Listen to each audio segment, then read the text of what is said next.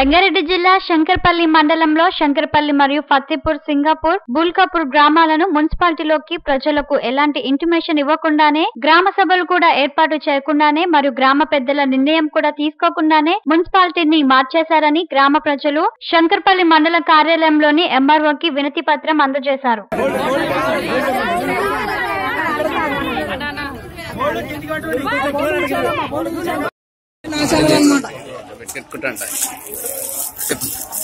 ఇక్కడ విషయం ఏంటంటే ఇక్కడ శంకర్పల్లి మున్సిపల్ రావడము 4 గ్రామ పంచాయతీలను ఒక మున్సిపల్ చేయడానికి 5 గ్రామ పంచాయతీలు కలిపారు. ఈ 5 గ్రామ పంచాయతీలను కలపడం గ్రామ కమిటీలు వేయలేదు. గ్రామ ప్రజాప్రతినిధులకు సంబంధం లేకుండా, వాళ్ళ ఆమోదం లేకుండా కొన్ని గ్రామ పంచాయతీలను బలవంతంగా కలిపారు. రామంతపురం, పచ్చేపురం ఇవన్నీ క్యాచ్మెంట్ ఏరియా.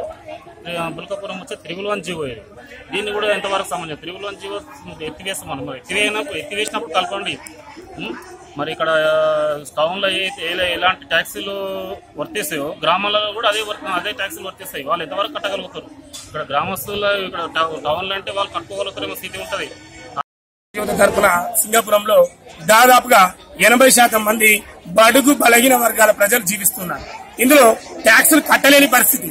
నేడు మా ఊర్లో కరెంటు బకాయిలు నేటికి కూడా నెలకొని ఉన్నాయి. ఎందుకంటే ఆ కరెంటు బిల్లులు 150 కూడా కట్టుకోలేని పరిస్థితిలో ఉండేటటువంటి పేదలు సింగాపురం గ్రామ పంచాయతీలో ఉన్నారు.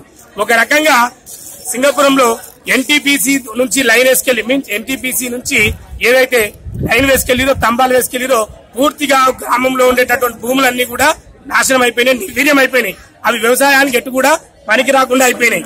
ఇప్పుడు సింగాపురం ని తీసుకొచ్చి మున్సిపాలిటీలో కలిపి ఇంకొక రకంగా ప్రజల మీద ఇదొక రకంగా ట్యాక్సుల భారమే తప్ప ఇంకొకటి ఏమీ లేదు. ఇంకొకటి సింగాపురంలో యువత, ముఖ్యంగా రేపటి భవిష్యత్తు కావాల్సినటువంటి యువకులందరూ కూడా ఈ గ్రామ పంచాయతీని వ్యతిరేకించడం జరుగుతున్నది.